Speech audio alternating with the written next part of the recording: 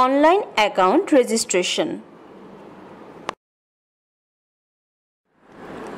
এই টিউটোরিয়ালে দেখতে পাবেন ইউজার আইডি এবং পাসওয়ার্ডের জন্য আবেদন, কর কর্মকর্তা হতে ইউজার আইডি এবং পাসওয়ার্ড গ্রহণ, প্রথমবার লগইনের জন্য পাসওয়ার্ড পরিবর্তন। ট্যাক্সপেয়ার অনলাইন সার্ভিসে আপনাকে স্বাগতম। ইলেকট্রনিক ফাইলিংয়ের মাধ্যমে আয়কর রিটার্ন দাখিল করতে একজন করদাতাকে যে ওয়েবসাইটে প্রবেশ করতে হবে তার অ্যাড্রেসটি হল www.etaxnbr.gov.bd। এটি জাতীয় রাজস্ব বোর্ডের অফিসিয়াল পোর্টাল। অনলাইনে আয়কর রিটার্ন এবং আবেদন দাখিলের জন্য একজন নতুন করদাতার অবশ্যই একটি ইউজার আইডি ও পাসওয়ার্ড প্রয়োজন হবে। ইউজার আইডি ও পাসওয়ার্ড পেতে করদাতাকে কিছু তথ্য সহ সংশ্লিষ্ট সার্কেল অফিসে আসতে হবে। সর্বপ্রথমে করদাতা অনলাইন ফাইলিং ট্যাব থেকে অ্যাকাউন্ট রেজিস্ট্রেশন ফর্মটি ডাউনলোড করে নেবেন এবং প্রিন্ট করবেন।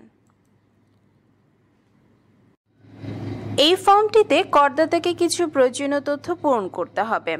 তথ্যগুলো হচ্ছে করদাতার নাম, জন্ম তারিখ, রেজিস্ট্রেশনের তারিখ, আয় বছর শেষের তারিখ, 12 ডিজিট টিআইএন, ন্যাশনাল আইডি অথবা corporate ID number,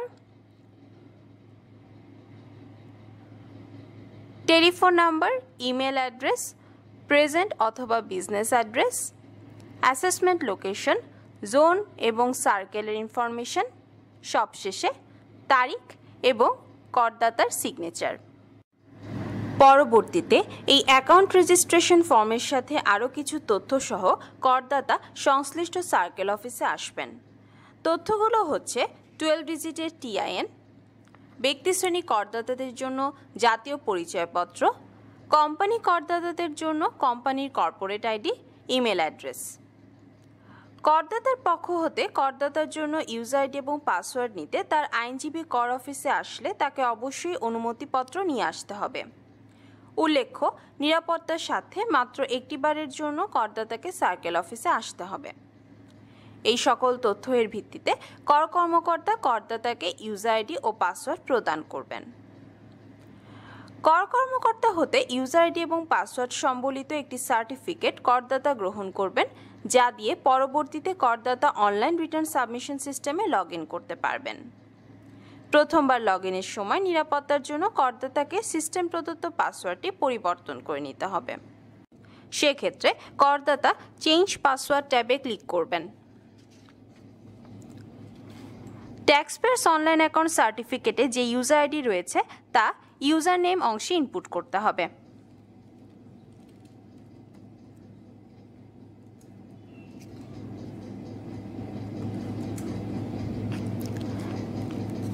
online account সার্টিফিকেটে যে পাসওয়ার্ড রয়েছে তা এখানে ইনপুট করতে হবে।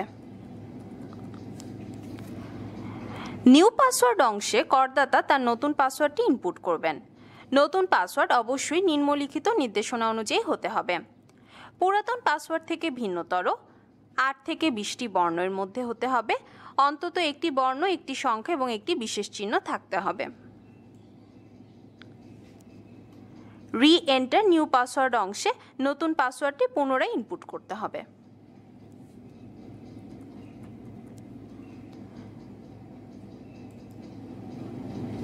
Please enter the text below অংশে বক্সে দেখানো টেক্সট ইনপুট করতে হবে।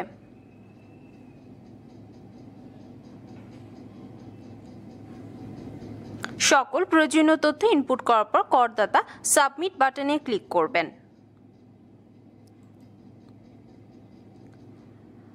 পাসওয়ার্ড সফলভাবে চেঞ্জ হয়েছে তা এই মেসেজ অংশে দেখা যাচ্ছে। You have change password successfully. আরও একটি পদ্ধতিতে করদাতা চাইলে তার পাসওয়ার্ডটি পরিবর্তন করতে পারবেন। করদাতা ওয়েবসাইটে প্রবেশ করে অনলাইন ফাইলিংয়ে ক্লিক করবেন। এখানে ক্লিক হিয়ারে ক্লিক করতে হবে। এই স্ক্রিনে করদাতা তার ইউজার আইডি, পাসওয়ার্ড এবং ক্যাপচা ইনপুট করবেন।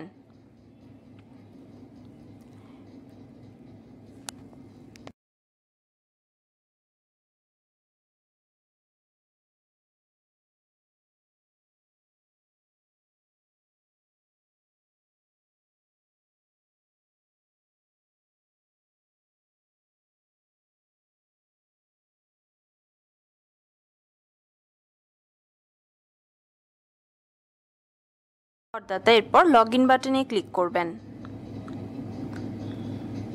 লগইনে ক্লিক করার পর করদাতা পাসওয়ার্ড পরিবর্তন করার জন্য এ ধরনের একটি স্ক্রিন দেখতে পাবেন। এখানে করদাতা তার প্রয়োজনীয় তথ্য ইনপুট করবেন।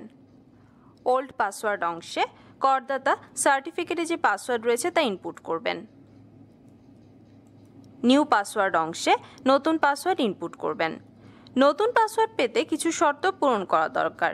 পুরাতন পাসওয়ার্ড থেকে ভিন্নতর 8 থেকে 20টি বর্ণ এর মধ্যে হতে হবে এবং একটি অক্ষর, একটি নাম্বার এবং একটি বিশেষ চিহ্ন থাকতে হবে। পুনরায় নতুন পাসওয়ার্ড করদাতা কনফার্ম পাসওয়ার্ড এই অংশে ইনপুট করবেন এবং সবশেষে চেঞ্জ এই বাটনে ক্লিক করতে হবে। এতে করে করদাতার পাসওয়ার্ডটি চেঞ্জ হয়ে যাবে এবং করদাতা অনলাইনে রিটার্ন দাখিল করতে পারবেন। করদাতাকে ইউজার আইডি এবং নতুন পাসওয়ার্ডটি পরবর্তীতে লগইন করার প্রয়োজনে সতর্কতার সাথে সংরক্ষণ করতে হবে।